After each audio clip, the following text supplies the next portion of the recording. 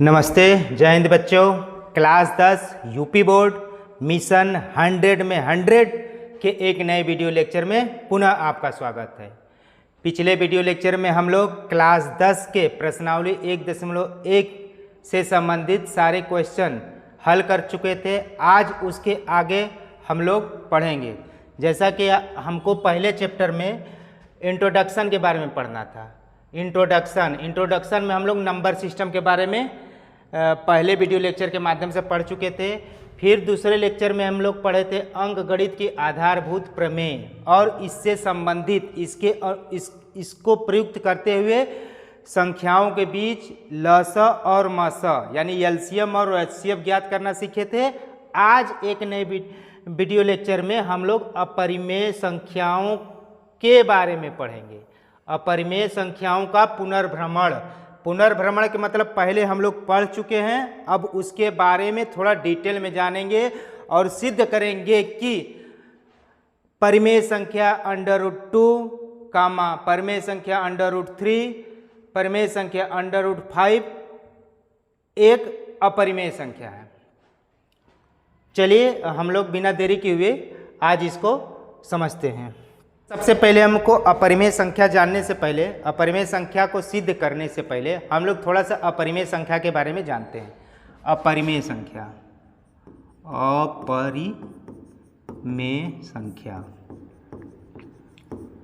अपरिमेय संख्या जो p/q के रूप में न लिखा जा सके, p/q के रूप में न लिखा जा सके उसको हम लोग अपरिमेय संख्या कहते हैं। p/q के रूप में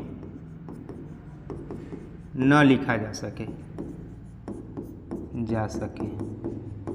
उसको हम लोग अपरिमेय संख्या कहते हैं। परिमेय संख्या किसको कहते थे? जिसको p/q के रूप में लिखा जा सकता है। और दूसरा डिफिनीशन ये है दशमलव के आधार पर किसी भी संख्या को अपरिमेय संख्या कब कहेंगे। जैसे एक एग्जाम्पल पहले लेते हैं फिर समझते हैं। अगर हम लिख दें यहाँ पर 1.414212 एंड सो ऑन। देखिए दो कंडीशन है। पहला कंडीशन ये है कि किसी भी संख्या को दशमलव के आधार पे हम अपरिमेय संख्या तब कहेंगे जब दशमलव के बाद संख्याएं शांत ना हो, मतलब टर्मिनेट ना हो, नॉट टर्मिनेटिंग।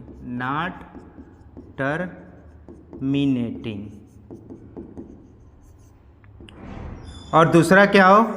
संख्याओं की एक निश्चित आवर्तिता ना हो। निश्चित आवर्तिता ना हो मतलब कि नॉट रेकरिंग या नॉट रिपीटिंग कह सकते हैं। आवर्तिता ना हो, आवर्तिता ना हो। इसका मतलब यह है कि दशमलव के बाद संख्याओं का एक निश्चित पैटर्न न मिले तब हम कह सकते हैं कि ये अपरिमेय संख्या है। जैसे पहले हम परिमेय संख्या को सीखेंगे तब ये ज़्यादा समझ में आएगा। हम परिमेय संख्याओं में क्या कहते थे? जैसे 1/2 था तो 1/2 को लिखते थे हम लोग 0.5।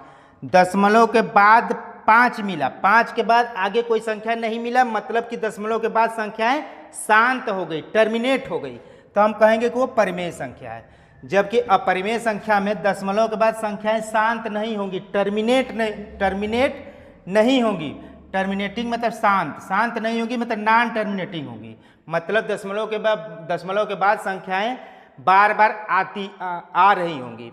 और दूसरा क्या? आवर्तित ना हो, मतलब आवर्तिता ना हो। दशमलव के बाद संख्याओं के आवर्तिता ना हो। कहने का मतलब यह है जैसे हम लिखते 1/3 तो हम इसको लिखते 0.3333, यानी एक ही संख्या बार बार आए तो भी हम इसको कहेंगे परिमेय संख्या है। लेकिन अपरिमेय संख्या में क्या होता है कि दशमलव के बाद एक निश्चित पैटर्न नहीं मिलता है, बल्कि दशमलव के बाद कौन सी संख्या आएगी पहले से पता ही नहीं होता है, तो हम उसको कहते हैं कि वो अपरिमेय संख्या है। तो परिमेय और अपरिमेय में इतने अंतर है कि परिमेय संख्या में दशमलव के बाद संख्याएं टर्मिनेट हो जाती, शांत हो जाती है, और दशमलव के बाद संख्याओं का एक निश्चित पैटर्न मिलता है। मतलब निश्चित पैटर्न मिलता है मतलब 3 के बाद 3 आएगा, 3 के बाद 3 आएगा, मतलब पक्का है कि 3 ही आएगा। इसमें क्या होता है, यानी परिमेय संख्या में दशमलव के बाद संख्या टर्मिनेट हो जाएगी, शांत हो गई। दशमलव के बाद संख्याओं का एक निश्चित पैटर्न आएगा, लेकिन अपरिमेय संख्या में दशमलव के बाद संख्याएं टर्मिनेट नहीं होगी और संख्याओं की आवर्तिता भी नहीं होगा। आवर्तिता का मतलब एक निश्चित पैटर्न नहीं मिलेगा, यानी कि 4 1 4 2 1 2 3 कौन सी संख्या आएगी पता ही नहीं चलेगा। तो हम अपरिमेय संख्या को परिमेय संख्याओं की मदद से समझ चुके होंगे। अब हम आगे बढ़ते हैं और सिद्ध करते हैं कि √2 एक अपरिमेय संख्या है। सिद्ध करो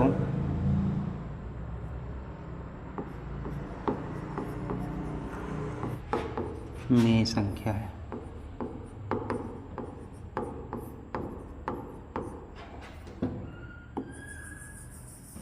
मोस्ट इंपॉर्टेंट है, हर साल बोर्ड के एग्जाम में ये क्वेश्चन आते रहते हैं। कभी √2 दे देगा, कभी √3 दे देगा, √5 दे देगा। एक ठो अगर अच्छे से समझ लिए तो आप √3 दे दे, √5 दे दे, √7 दे दे, सब कर लेंगे।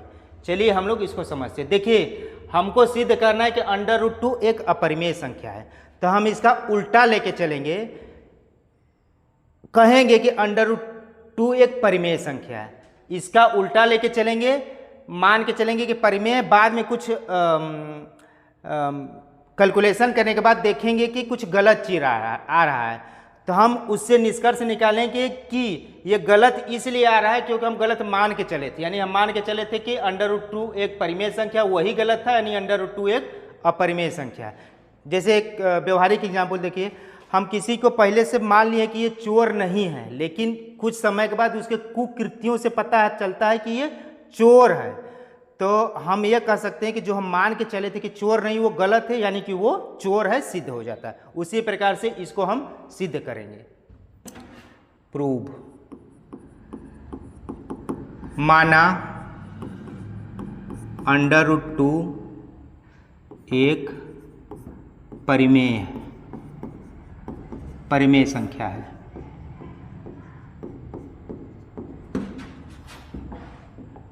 देखिए जब √2 एक परिमेय संख्या है, तुम क्या लिख सकते हैं, √2 बराबर P/Q। किसी भी परिमेय संख्या को हम P/Q के रूप में लिख सकते हैं, जहां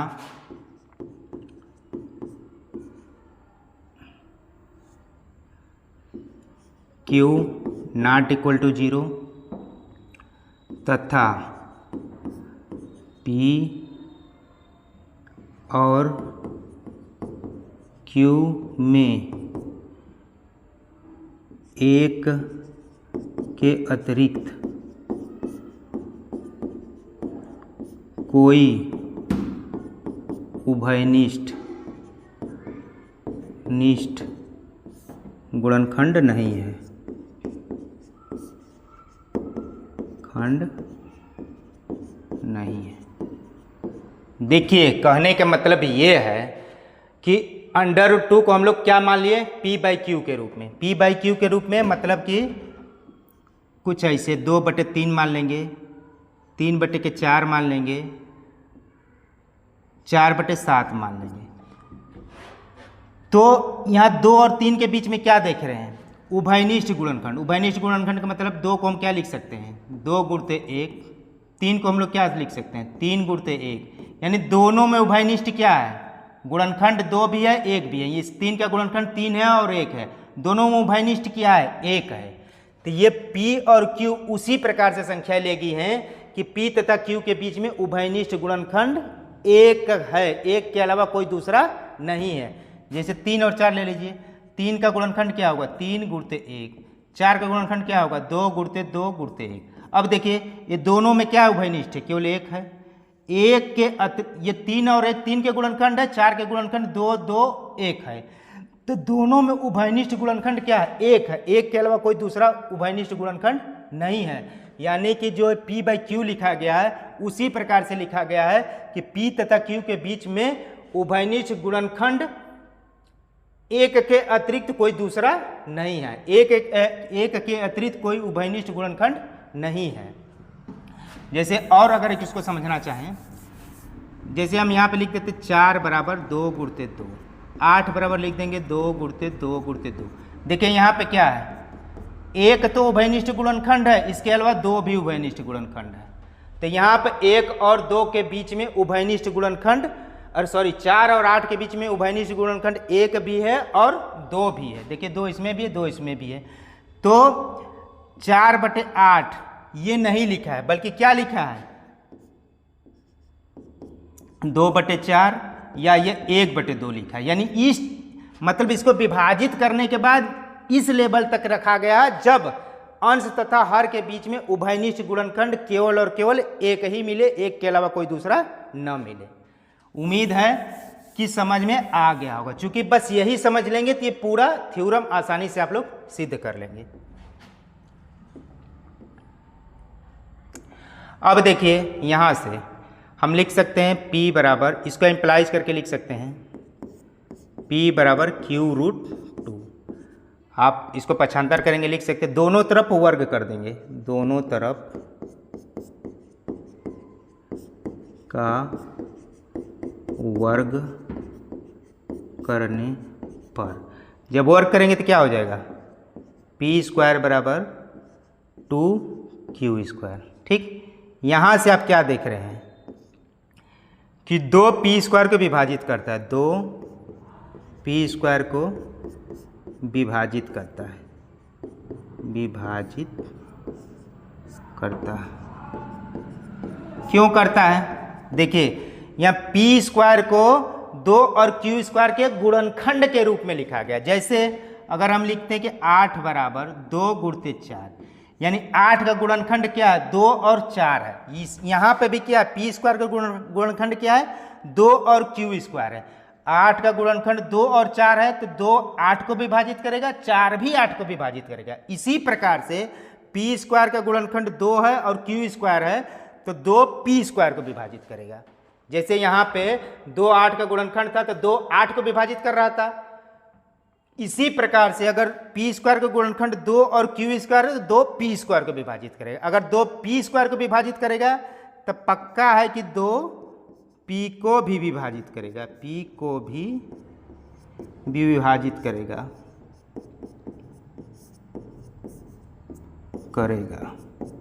क्यों करेगा देख लीजिए। अगर हम कह देंगे 3 9² को विभाजित कर रहा है, यानी P कोई अभाज्य संख्या है, P 9² को विभाजित कर रहा है, यानी कि 81 को विभाजित कर रहा है, तब पक्का है कि 3 9 को भी विभाजित करेगा। उसी प्रकार से कोई भी संख्या ले लीजिए, अगर किसी संख्या के वर्ग को विभाजित कर रही है तो उसके संख्या को भी विभाजित करेगी, पक्का करेगी। जैसे ले लीजिए 2² यानी कि 4 को विभाजित करता है, भाजित करता है, तो पक्का है कि 2 को विभाजित करेगा, यानी 2 को विभाजित करेगा। इसी प्रकार से यहां पर लिखा गया है। यहां लिखा गया कि 2 P² को विभाजित करता है तो 2 P को भी विभाजित करेगा। 2 P को विभाजित करेगा यानी कि P को हम लोग 2 के इंटीजर के गुणनफल के रूप में लिख सकते हैं, जहां के एक पूर्णांक है। देखिए 2 8 को विभाजित करता है, 8 को विभाजित करता है, विभाजित करता है। 2 8 को विभाजित करता है तो 8 को हम लोग 2 गुणित के लिख सकते हैं, जहां के बराबर 4 एक पूर्णांक है। देखिए यही तो यहां पे लिखा गया है, 2P को विभाजित करता है, यहां 2 8 को विभाजित करता है तो 8 बराबर 2 गुणे के लिख लिए हैं। यहां पे भी 2P को विभाजित करता है, यानी कि P को 2 गुणे के रूप में लिख सकते हैं, जहां के एक पूर्णांक है। पूर्णांक कुछ भी हो सकता है, यहां पर पूर्णांक के बराबर 4 है। ठीक, अब इतना लिख लीजिए। फिर उसके बाद यानी कि P बराबर ये 2K है, 2K लिख सकते हैं, इसको थोड़ा सा अच्छे से इसे लिख लीजिए। P बराबर 2 × K। अब P का मान समीकरण 1 में रखने पर P का मान समीकरण 1 में रखने पर देखिए क्या हो जाएगा। P का मान समीकरण 1 में रखेंगे तो यहाँ पर हो जाएगा टू, यहाँ लिखते हैं p का मान समीकरण 1 में रखेंगे तो यहाँ हो जाएगा 2k² बराबर 2q²।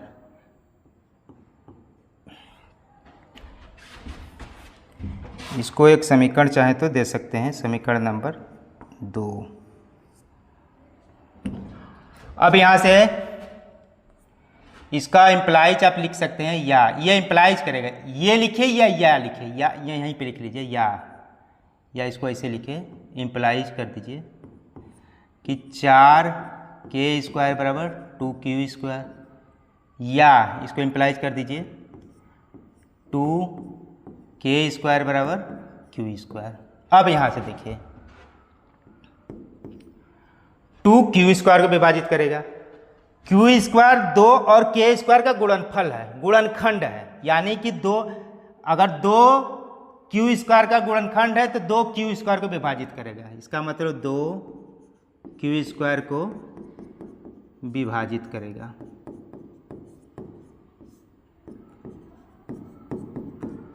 अभी हम बताएं कि 2 q² को विभाजित करेगा तो 2 q को भी विभाजित करेगा, q को भी विभाजित करेगा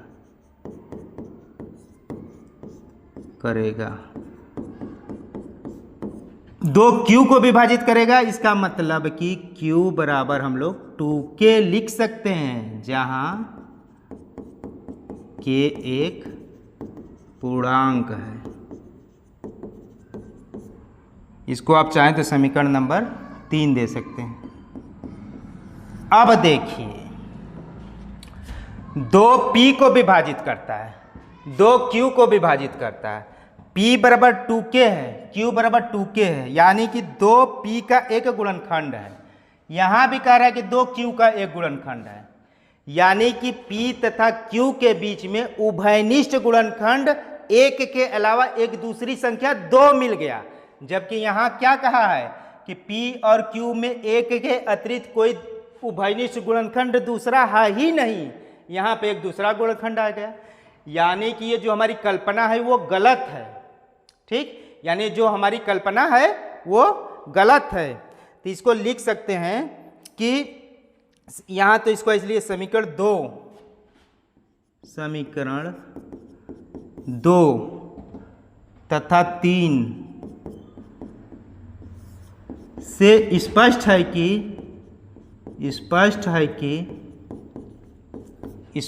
कि P और Q का एक उभयनिष्ठ गुणनखंड 2 होगा, जो कि कल्पना के विरुद्ध है। 2 होगा जो कि कल्पना के विरुद्ध है, कल्पना के विरुद्ध है, कल्पना के विरुद्ध है। यहाँ हम माने थे कि P तथा Q में उभयनिष्ठ गुणनखंड केवल एक होगा, एक के अलावा कोई दूसरा नहीं होगा। यहाँ पर P तथा Q के बीच में उभयनिष्ठ गुणनखंड एक के अलावा कोई दूसरा मिल गया, यानी ये जो है इस बात का विरोध कर रहा है, यानी ये इसको बता रहा है कि ये गलत है। अगर ये सही है तो ये गलत है, और ये गलत क्यों है? क्योंकि हम लोग गलत मान के चले थे। ये चीज गलत, यहाँ कहा गया है कि P तथा Q के बीच उभयनिष्ठ गुणनखंड केवल एक है, यहाँ P तथा Q के बीच उभयनिष्ठ गुणनखंड 2 आ गया, यानी कि ये इस बात को गलत सिद्ध कर रहा है, इस कल्पना को गलत सिद्ध कर रहा है। ये गलत इसलिए आ रहा है, ये इस बात का इसलिए विरोध कर रहा है कि यहाँ पर हम गलत ले के चले थे, यानी जो हम ले के चले थे √2 एक परिमेय संख्या, वही गलत है। यानी फिर सही क्या है? सही ये है कि √2 एक अपरिमेय संख्या है। अब उसी को लिख लेंगे, कल्पना के विरुद्ध है, इसलिए √2 एक परिमेय संख्या नहीं है, बल्कि अर्थात √2 एक अपरिमेय संख्या।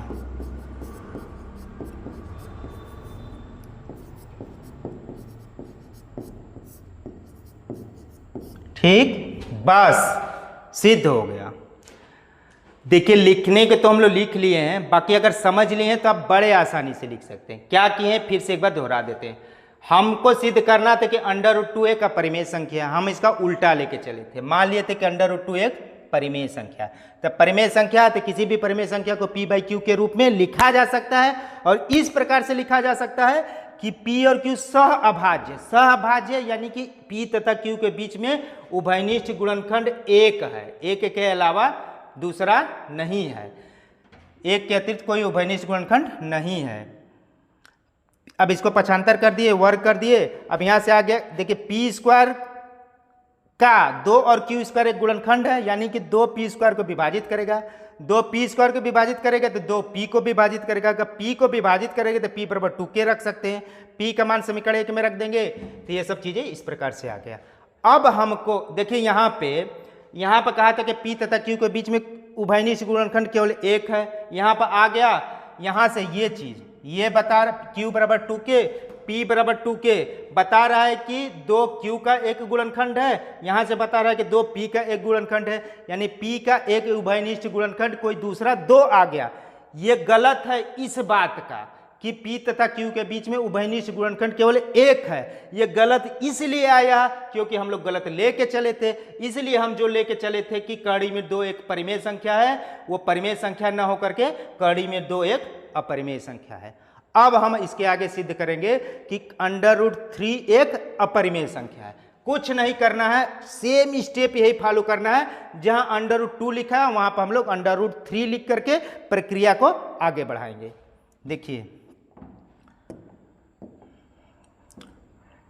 देखिए यहां पर अगर हमको सिद्ध करने के लिए कह दे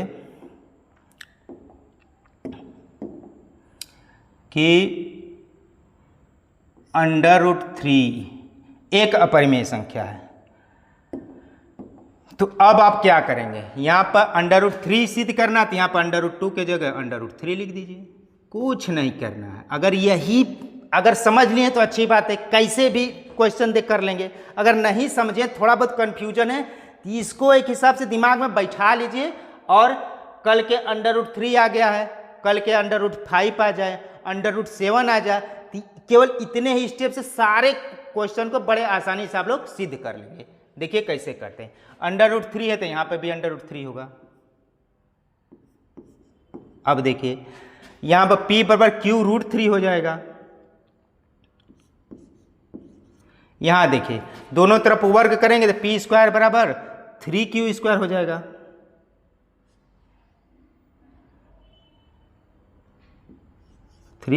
हो जाएगा। अब देखिए 3 p² को विभाजित करेगा, 3 p² को विभाजित करेगा तो 3p को भी विभाजित करेगा, 3p को भी विभाजित करेगा। तो p बराबर हम लोग 3k लिख सकते हैं, p बराबर 3k लिख लेंगे। अब p का मान समीकरण 1 में रख देंगे। समीकरण 1 में रखेंगे तो यहां पे हो जाएगा 3k², 3k², यहाँ पे 3k² बराबर 3q² हो जाएगा। 3q² आ जाएगा। ठीक, अब देखिए यहाँ पे 9k² आ जाएगा,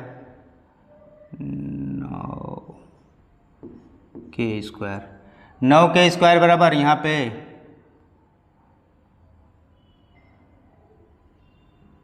3q² आ जाएगा। अब यहाँ से 3k² हो जाएगा, यहाँ पे हो जाएगा 3k² बराबर q²। यहाँ से क्लियर है कि 3q² को विभाजित करेगा, 3q² विभाजित करेगा तो 3 को भी विभाजित करेगा, 3 को भी विभाजित करेगा, यानी Q को 3 के यानी Q को 3 के पूर्णांक गुणनफल के रूप में लिखा जा सकता है, जहां एक पूर्णांक है। अब देखिए फिर से समीकरण 2 और 3 से स्पष्ट है कि P और Q का एक उभयनिष्ठ गुणनखंड 3 होगा, 3 होगा, जो कि हमारी कल्पना के विरुद्ध है। हमारी कल्पना में बताया था कि P तथा Q के बीच में उभयनिष्ठ गुणनखंड केवल और केवल एक होगा, एक के अलावा कोई दूसरा नहीं होगा। यहाँ पर P तथा Q के बीच में 2 से और तथा 3 से, ये तीसरा समीकरण है, ये तीसरा समीकरण है, ये दूसरा समीकरण है। 2 तथा 3 से क्लियर है कि 3 Q का भी गुणनखंड होगा, 3 P का भी गुणनखंड होगा, यानी कि P तथा Q के बीच में 3 एक ऐसी संख्या आ गया कि वो भी एक उभयनिष्ठ गुणनखंड हो गया। ये गलत हो बता रहा है इस बात का कि P तथा Q के बीच में कोई दूसरा उभयनिष्ठ गुणनखंड एक के अलावा है ही नहीं। ये गलत इसलिए बता रहा है क्योंकि ये गलत मान के चले थे, यानी कड़ी में 2 एक परिमेय संख्या, ये गलत है। तो कड़ी में 3 एक परिमेय संख्या नहीं है, अर्थात कड़ी में 3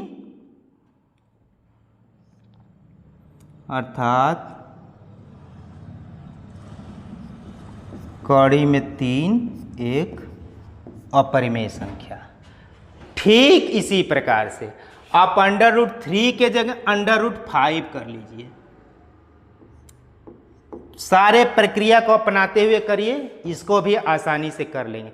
यानी कि एक सेंटेंस से हमको 3 क्वेश्चन सॉल्व कर लिए, √2, √3, √5, कल के √7 भी मिल जाए तो सेम प्रक्रिया फॉलो करते हुए आप आसानी से सिद्ध कर लेंगे। उम्मीद है कि आप अच्छे से बोर्ड के एग्जाम में संख्याओं को अपरिमेय सिद्ध करने को सिद्ध कर लेंगे। अब इसके आगे कुछ थोड़ा सा दूसरे टाइप का क्वेश्चन करते हैं। चलिए क्वेश्चन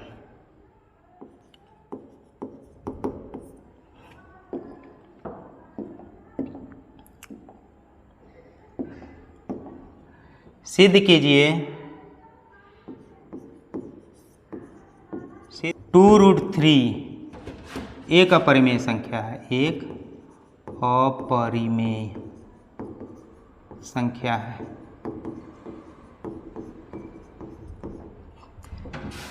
सॉल्व हल यानी प्रूव।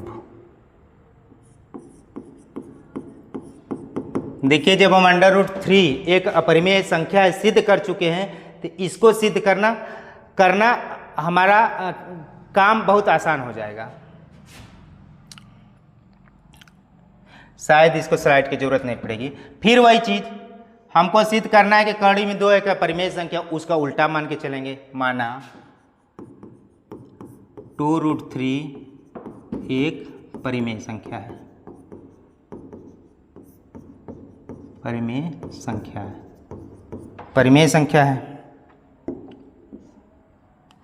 परिमेय संख्या अर्थात जब परिमेय संख्या है तो हम लोग 2√3 को क्या लिख सकते हैं? P/Q लिख सकते हैं, जहां Q 0 नहीं है, P तथा Q सहअभाज्य है। सहअभाज्य है, इसका मतलब कि P तथा Q के बीच में उभयनिष्ठ गुणनखंड केवल एक है। इसको आप क्या लिख सकते हैं?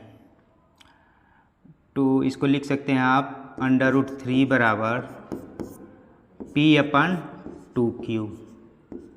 देखिए यहाँ पे राइट हैंड साइड में P/Q एक परिमेय संख्या है जो कि अपरिमेय संख्या के बराबर है। यह गलत है कि क्यों, चूंकि यहाँ लिखेंगे चूंकि P/2Q एक परिमेय संख्या है, अर्थात √3 एक परिमेय संख्या है।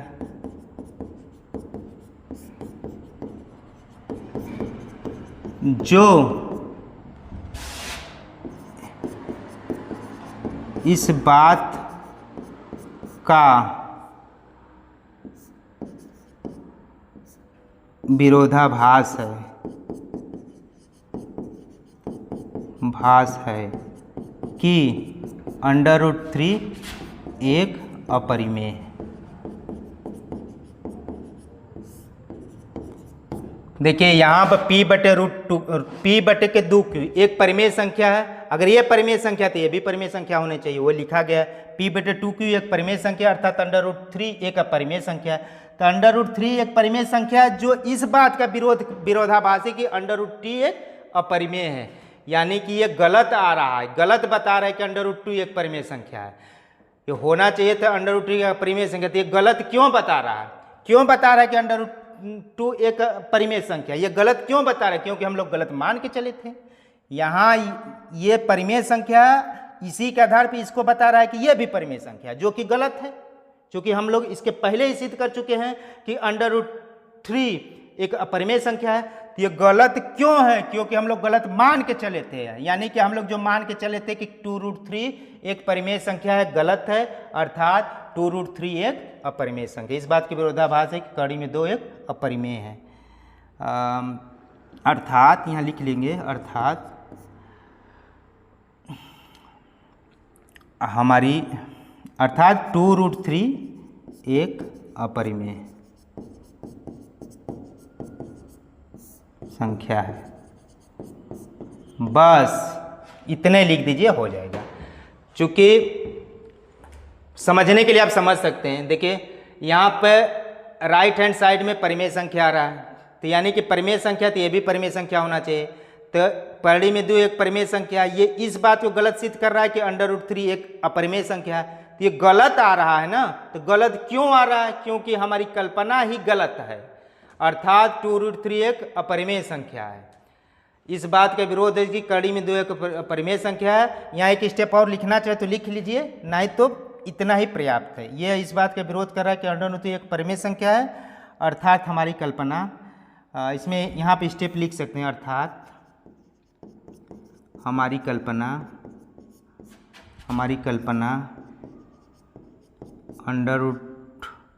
√2√3 एक परिमेय है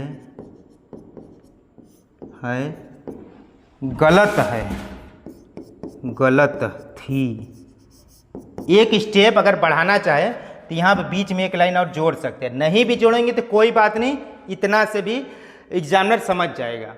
बाकी आप समझने के लिए कर सकते हैं कि विरोधाभास √3 एक परिमेय संख्या, अर्थात हमारी कल्पना जो 2√3 एक परिमेय संख्या मान के चलत है वो गलत थी। तो फिर सही क्या है? √3 एक अपरिमेय संख्या है। ये थोड़ा आसान है। इसी प्रकार से कोई भी संख्या इधर उधर करके दे, आप आसानी से इसको कर सकते हैं। अब एक दूसरी संख्या कोई देखते हैं। अब मान लीजिए कह दे कि 5 - √3 एक अपरिमेय संख्या है। प्रूव दैट सिद्ध करो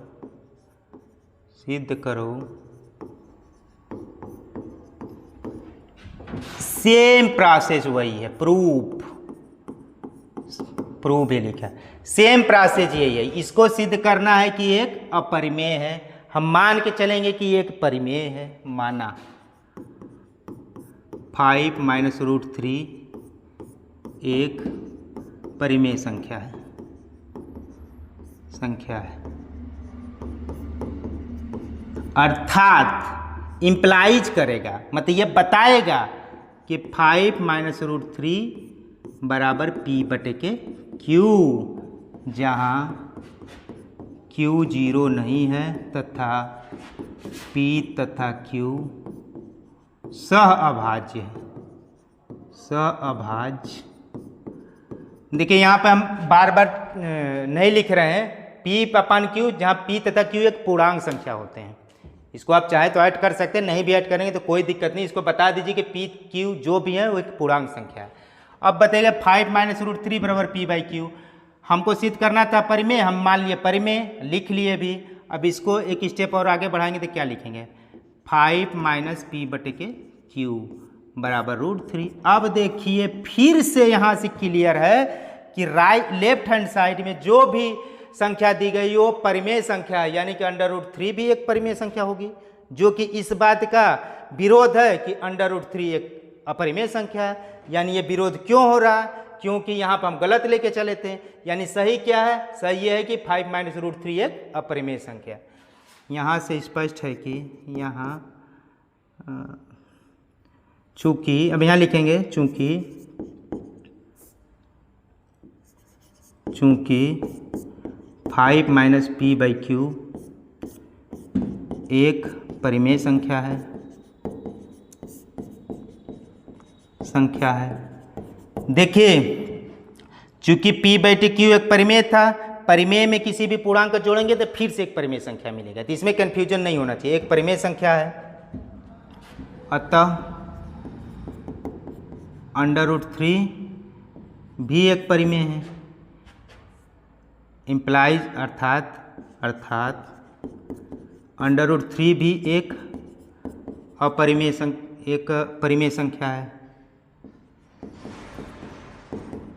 संख्या होगी जो इस बात का विरोधाभास है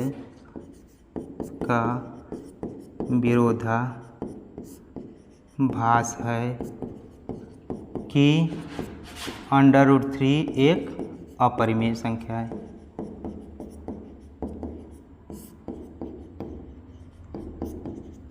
अतः हमारी कल्पना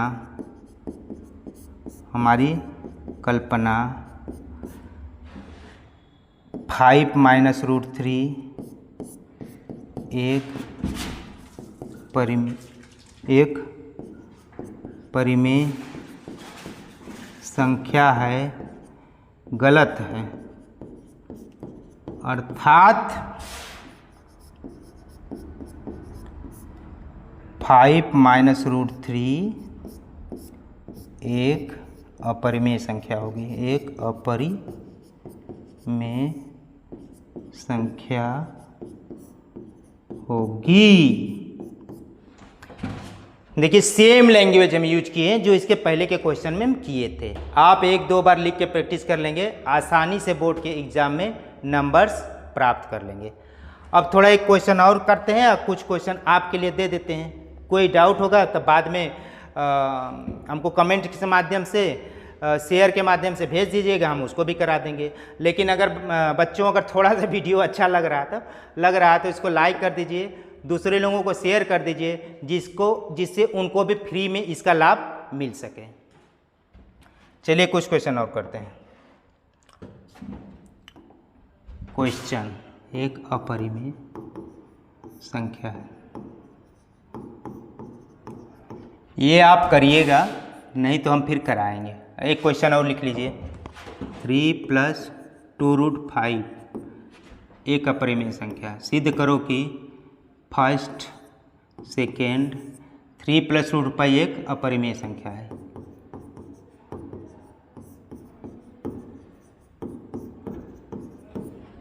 तीसरा और लिख लीजिए।